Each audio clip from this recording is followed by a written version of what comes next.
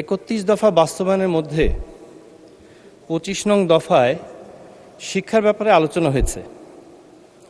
তার মধ্যে need based এবং স্কিল বেসড এডুকেশনের কথা হয়েছে। একটা জিনিস লক্ষণীয় যে আমাদের বাংলা ভাষার পাশাপাশি আরও কয়েকটি ভাষা নিয়ে সেখানে আলোচনা হয়েছে এবং সেগুলো আমাদের গুরুত্ব দেওয়া হবে।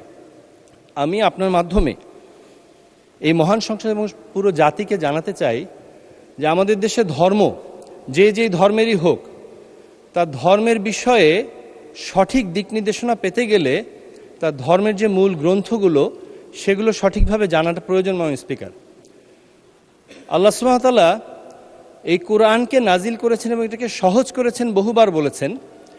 পাশাপাশি তিনি এটাও বলেছেন যে এই কোরআনকে